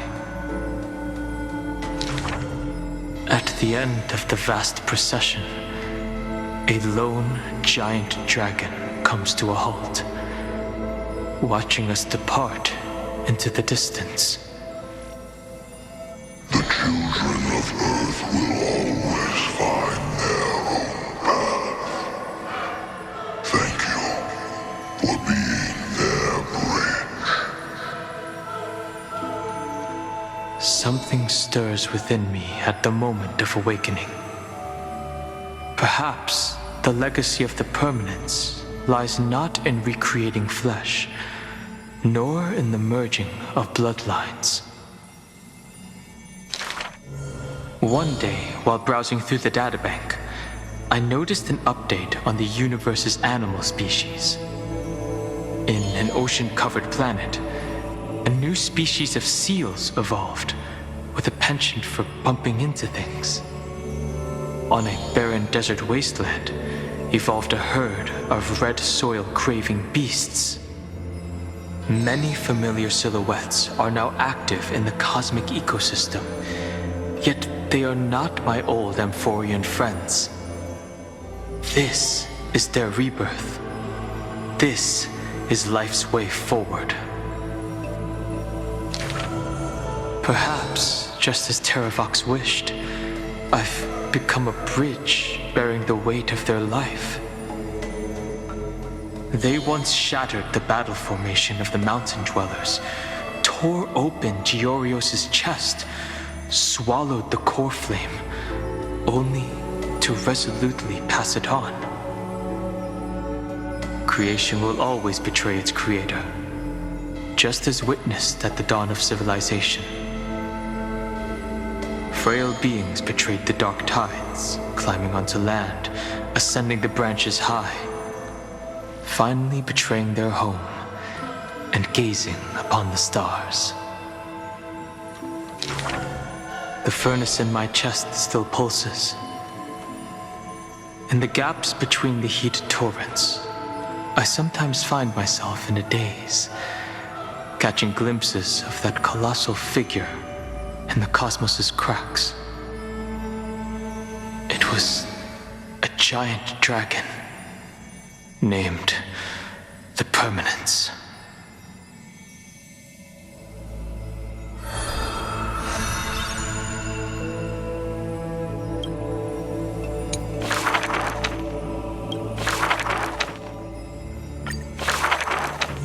When entering the Flame Chase's currents for the first time, all the Swordmaster saw were colorful fish. She had already experienced the Imperator's dangerous games. She had long grown used to the giant beast's silent face. Carminum's charms and Helcalithist's gentleness warmed her like a spring breeze. But as Pregoris missed his throne, and Bromalis debated with joy, she was sometimes at a loss. Occasionally, the Swordmaster would sink into hesitation, and even that messenger of fate could not get her to laugh. Till one day, a golden trout's bubbles floated into her gloomy waters. In that holy city where golden figs grew, the messenger of fate led to her a maiden dressed in glamorous gowns. What kind of clothes are you even wearing? The girl snickered behind her hand, while the messenger pulled on her sleeve. Aggie, don't be rude! Such hubris, delicate fish. Are you not aware that there's food on your face? The messenger's eyes opened wide. Aggie, you've been snacking behind my back again! Exposing me like this! I'll get my revenge. The girl ran away in a fit. The Swordmaster smiled, and before she knew it, her hesitation was gone. After that first meeting, the richly dressed girl often came in greeting. So, you really came from the Sea of Souls? Do all the children of the ocean dress funny like this? The Swordmaster did not chase the girl away, but also did not respond. So the girl used her hands to meticulously measure the Swordmaster's torso all around. You can't be seen like this. I'll send you a new dress. Some days later, the Swordmaster appeared in finery at a ball. All were awed by her splendor, with only the Imperator thinking in wonder. How rare to see you like this. Oh, so lonely, Gladius. The Swordmaster's wardrobe grew full, and people praised Akima's Goldweaver for her cheerfulness and splendid skill. But only the Swordmaster noticed that the smile on the girl's face gradually faded as the flame chase progressed. The calamity of lands asunder added to the girl's weariness. The battle of the grove robbed the light from the girl's eyes. Yet another feast arrived where the gold weaver was absent. The swordmaster donned the most majestic garments and gently knocked on that door shut tight. The singing voice of Dux Gladiorum hailed the prelude of the feast. Guests clamored and cups clinked, and only the gold weaver had no thought of enjoying the ambrosia. Who would have thought? I've sunk so low that I need you to comfort me. She gave a bitter chuckle next to the bonfire. You were as gloomy as the bedrock of the ocean when we first met. The swordmaster held a tall chalice containing liquid pure, reflecting their two faces. I remember you were once curious about the stories under the sea. Then allow me to use my songs to reveal the past known to none.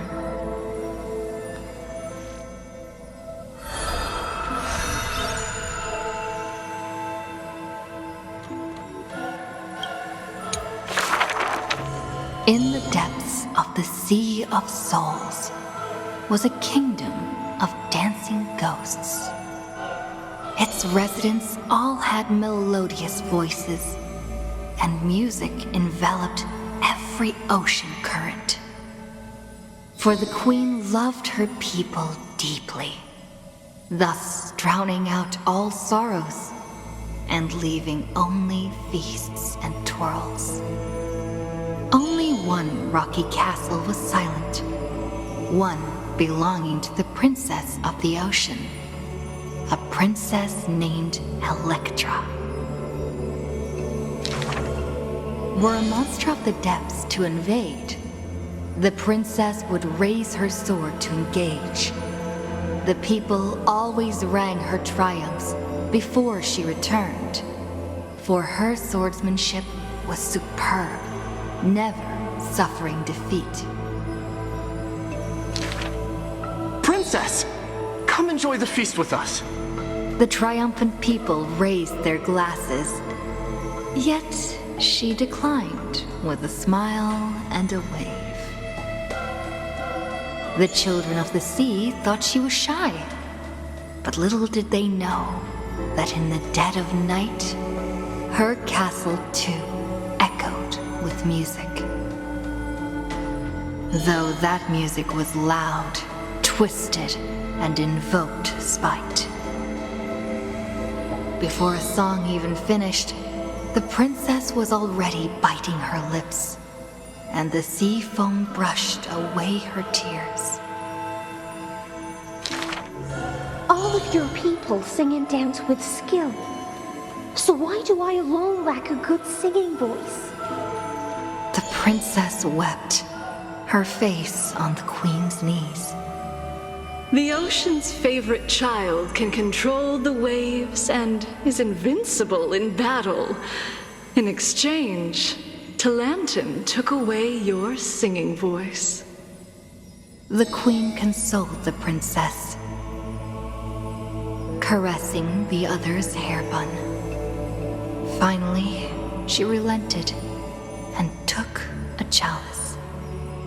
If you're truly troubled, then imbibe the honey brew in this blessed chalice and throw yourself into the feast at ease. The liquid in the cup sat still, reflecting her loneliness. Princess, come sing with us! The people outside her window invited her warmly still. She finally ceased to hesitate, drinking down all the honey brew in one swallow, and leaped into the crowds. She played music and sang, smiling and dreaming. When her song was over, it felt as if waking from a dream. And the people rushed to raise their glasses. But as soon as the honey brew touched her lips, the princess plummeted to the ground, and her cheeks became rosy in drunkenness.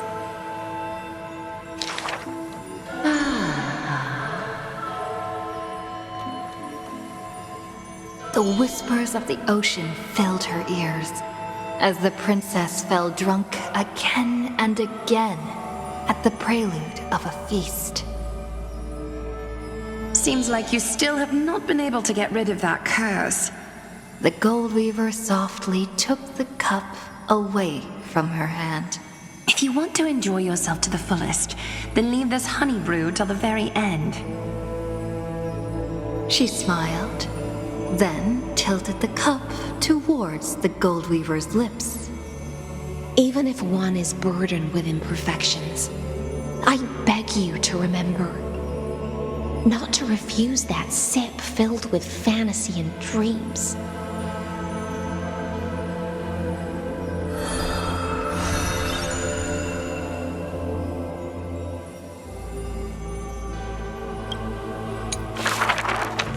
She returned home after many years. The princess of the ocean stood alone with her sword drawn, stepping over the blooming blood of her peers. Before her, the creator of the sea sirens and the mother goddess of feasts was already sinking into the drunkenness of imminent death.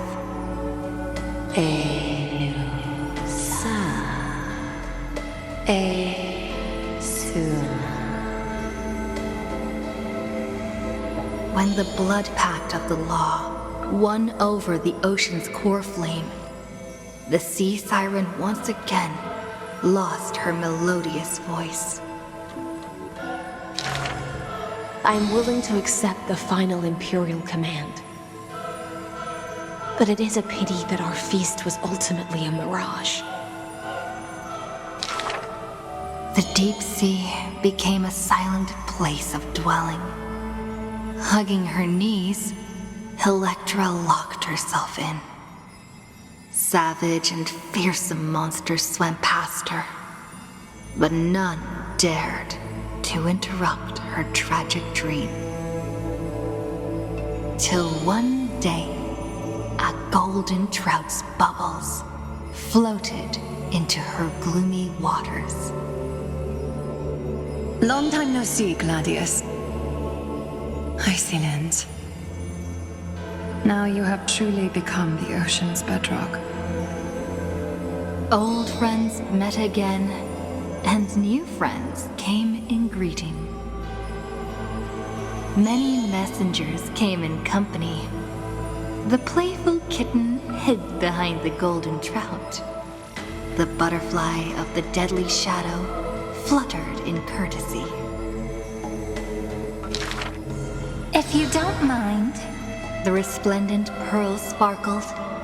We hope you can regain your strength and sing for the world once again. Electra raised her violin sword in doubt, as the strings had long ago rusted and snapped. But a few golden strands cleansed all the filth around her, then stretched out to become new strings. The golden strings showed Electra that the world she loved was not yet silent, and the journey of deliverance continued still. Yet the path to the Sea of Stars would not be a carefree feast. The golden trout never met with her again, and the waves brought endless news of sorrow. Amidst the long wait, she remained bound by decree. All the flames had died out, extinguished until this world fell into eternal silence. and the wordless enemies in the deep sea were the audience of this rite, the Theros. You already know that the world is just an illusion. The sea siren gazed out beyond the heavens and once more raised her glass to fill it with honey brew.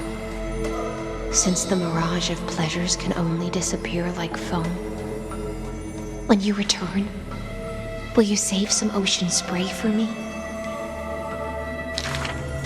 This was a city of festivities, where never-ceasing songs eternally filled the air. Chrysos heirs, demigods, and immortals all came to feast from the four corners of the world. It was beautiful and radiant, performing the sea siren's drama amidst the revelry. The siren once longed for the banquet to never end, yet she witnessed the music fade and the guests disperse. As a fish, she was destined to drift with the waves, whether amidst the surging tides of evil or immersed in the currents of the starry sea. Until a millennium later, when the fish from beyond the sky finally took their seat. I enjoy banquets. How about you, little gray fry?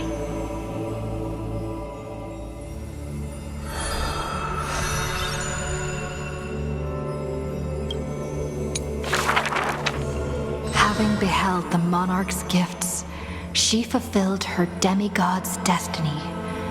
The tides within her heart recede, and her requiem draws near. A sliver of light fell from a crack on the cave ceiling. A blazing ray pierces the surface of the sea.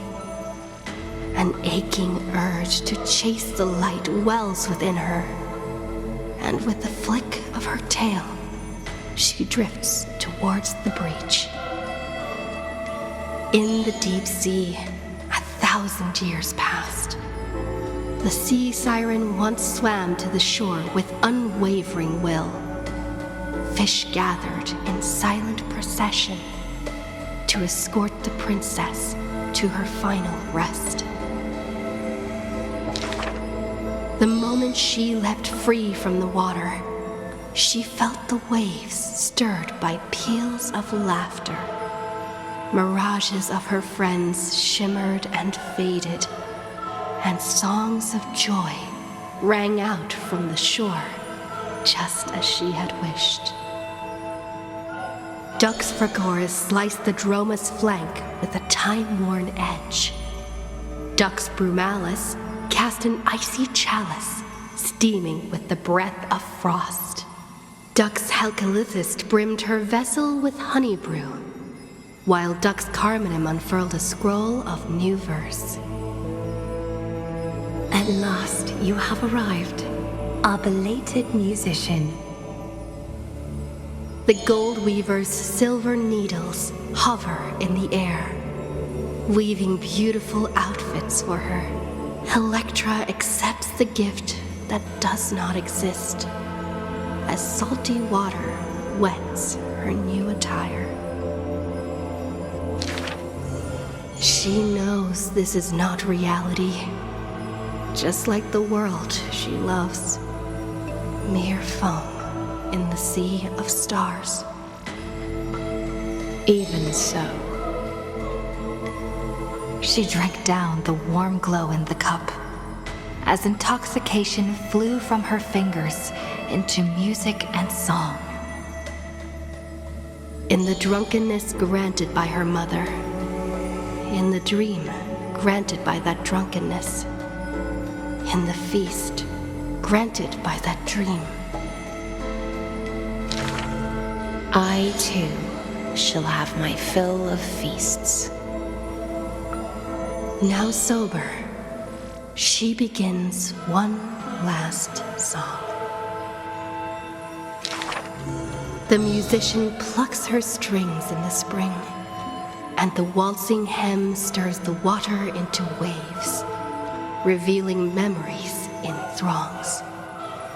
She sings of the once awakened Titan, how the princess accompanied the queen to swim in azure waves. She sings of the confident and dashing monarch, of loyal knights who marched with the Imperator to seize the solemn states. She sang of the one destined by heaven's will, of demigods who bore 1,000 years of watch for the hero. She sang of that little gray fry, and how the Gladius defended the Deliverer from Apocalypse's storms. She sang of herself, a cup made of fish bones, ever waiting for someone to banish the nihility within, pouring the honey brew of fate for her to the brim. She sang until her voice turned hoarse, and the spirit water she held was no more. The honey brew ran out, the final notes dispersed, and the feast of fantasy shattered in turn. Before the deadly quiet seashore, she gave one final smile, then faded into sea foam. To the fish from beyond the sky, we shall sink into the past. For she had glimpsed the sky beyond the cave, and chose to believe in the promised future, embracing a hope as fragile as mist. You must carry the new sun and swim toward the distant horizon.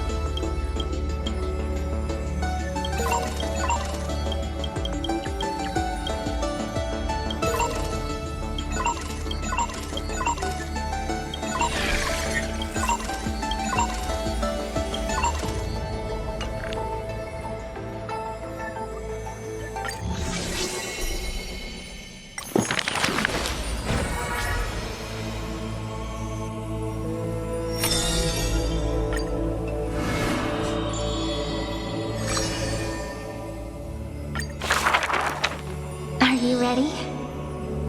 This is going to be a very, very long story. You are a tiny seed. In the boundless dark, your face is sculpted again and again.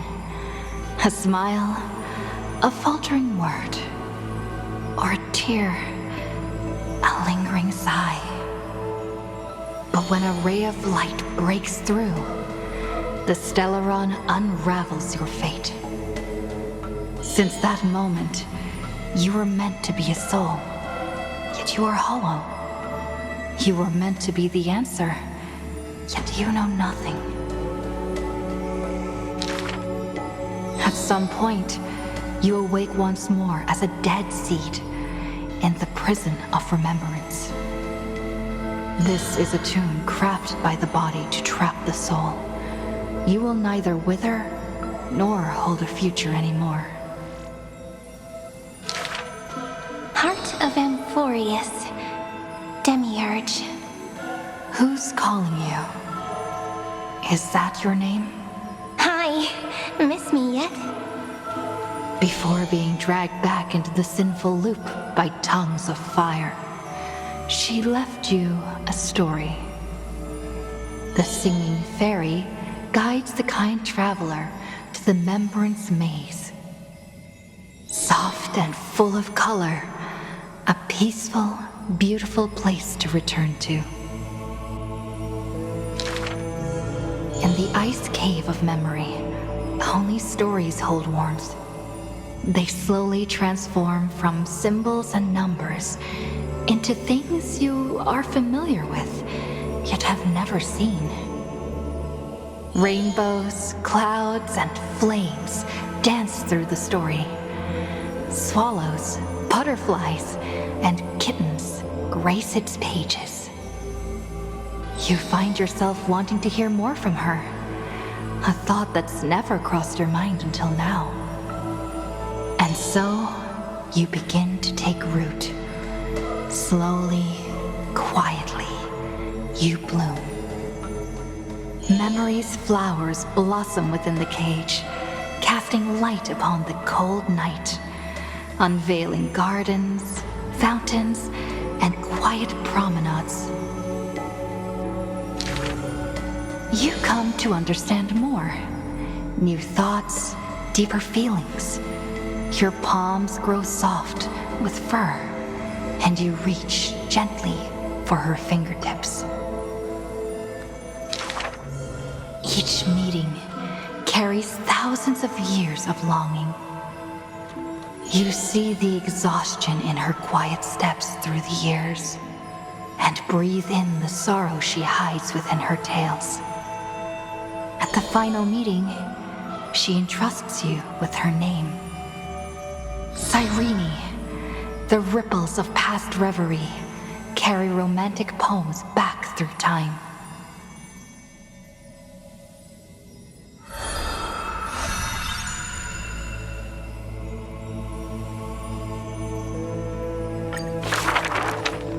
When you finally escape the cage, your heart no longer knows emptiness.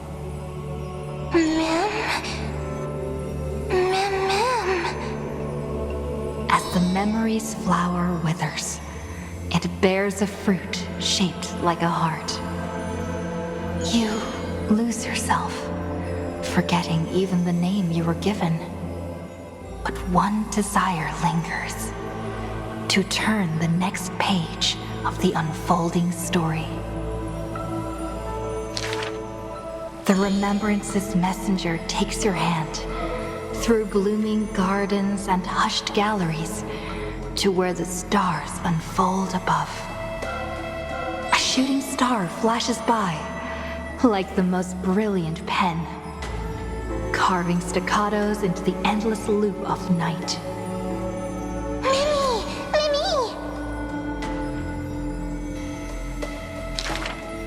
The story unfolds beneath the dome. The future lies where the stars fall. They cast their gaze into the coffin of memory. This is the moment you first meet your companion.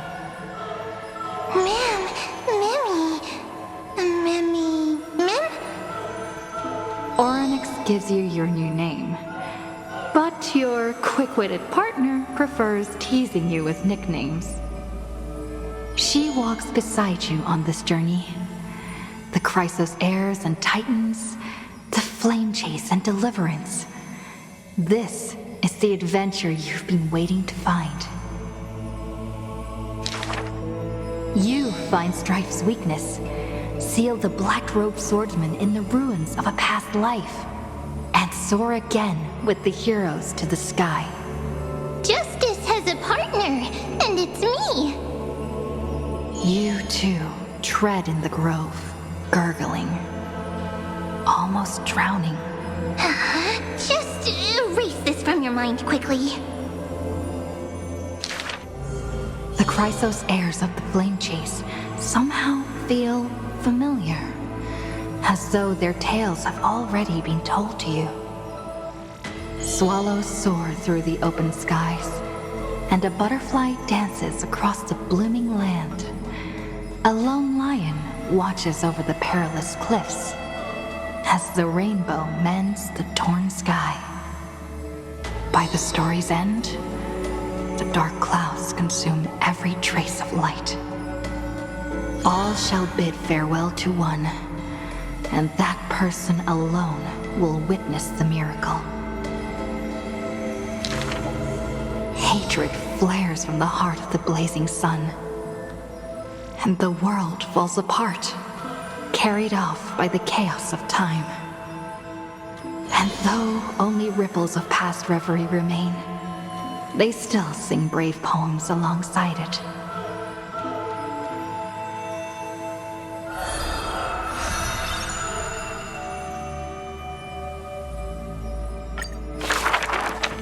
May the days ahead embrace you like the softest fluff. Here lies Ides Elysiae, Cyrene's most beloved sanctuary. Forever warm, forever gentle. The place where the story begins again. Turn the clock once more. The ink rewinds, and the sun rekindles its flame. At the zenith of the world, enter a grand feast for all. People gather under the banner of the Flame Chase and drink their fill. You are finally able to take on the persona of a human being, reconnecting with those old friends, entering them into As I've Written. How do I begin to write you into a story? With her own hand, the ruler writes, I love the world, just as it loves me. Between hearty swigs, the night murmurs under her breath, I only love eternity. But time will not pause for feasting. The sea's depths burn crimson, and the sun begins to tilt. The Theoros bows in reverence, as the flames of war are fiercely kindled. You inscribe beauty on the weaver's gravestone, recording how a child's laughter warms the final goodbye. The shore on the other side will watch over the next life. With a hopeful heart, the maiden walks into the chill of the dark, awaiting an embrace. Scars will give way to peace. The warrior ascends the altar, speaking softly under his breath. The cat is not fond of warmth, and quietly slips away from your intrusions. And the wise one who journeyed with her to the end still carries a smile in the depths of his eyes. The physician who bears a love for mortals wishes for you to look up and behold the rainbow's light. You say farewell to all, in a world aching with wounds. Again and again, you turn the pages with a gentle hand.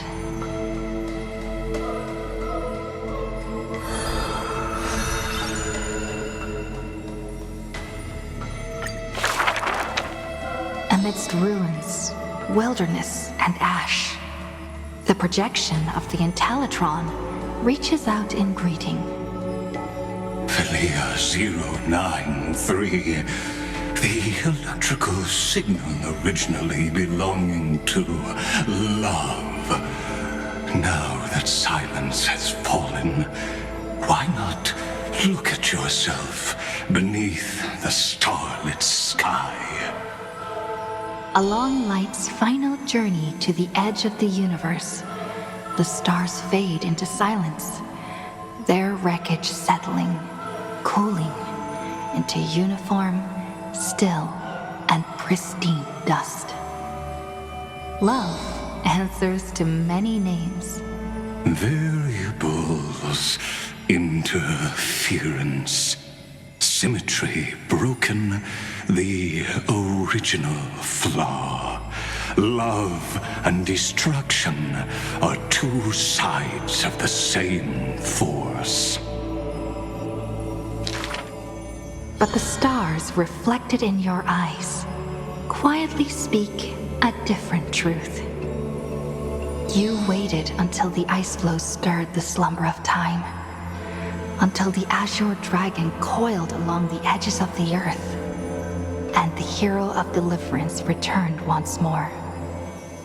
When the breeze lifts the weight of loneliness, as it does the golden waves of wheat in the homeland, the child who was denied the light of dawn can finally lay down the watch that melted his heart. Beyond the blazing sun lurks the black tide of infinite hate. It brings rational arithmetic to an end and snuffs out the flickering flames of civilization across the starry sea. You return to the cold, mist-veiled Evernight. It feels familiar, as water and fruit to a seed. But you will dither no longer. Tap, tap. Footsteps echo in rhythm. Hand in hand with your companion, you run ahead, leaving behind a page of eternal peace. Love is the ripples of past reverie. Let the verses of memory gently seal what once was.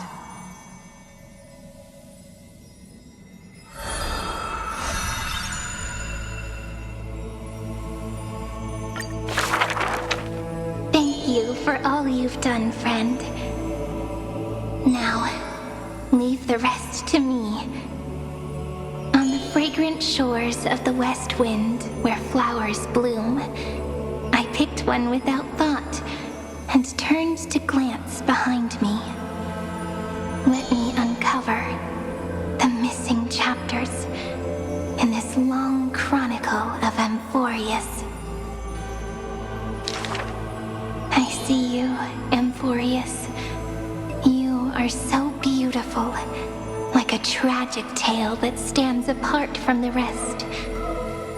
I wish for you to be illuminated by the mirror of memories, so that the cosmos can see this ray of light and bring a pause to the endless loops. I see you, friend. Do you remember this corridor of memory? It is where we first met. I wish to give to you a magic pen, to strike the notes of fate, and to guard you as you wander this world. I see you, Cyrene, concerned about the truth Lygus unveiled. I trust you to face it with courage and make the right choice. I long to entrust you with all that remains of my strength. Use it to journey back through time and share in the flame chase journey. I'm so tired. I can barely keep my eyes open.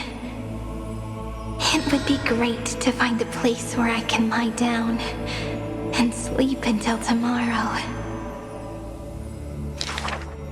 By the way, Cyrene, I remember you once spoke of a place soft and full of color. A peaceful, beautiful place that felt like home. But where is it? So this is the place. Without my realizing it, The flower I picked from the end of the west wind has become a seed. No matter. Will you let me make one last wish? I can't see you, Remembrance Maze. So I wish. Please, grow out from this tiny seed. The seed will grow and grow until it becomes a great tree crowned with 1,000 flowers. It hums. Do, re, mi, fa, sol, la, ti. Waiting for a fairy maiden to arrive and write her very first story. You shall fade when the flowers bloom, for every ending begets a beginning. This book is dedicated to you, my friend. Open it. I'll be waiting for you in the past. When the time comes, whisper my name and all that she has ever meant. Cyrene, ripples of past reverie, I hold you in your heart with love. Then, with an unforgettable verse, I walk toward your tomorrow.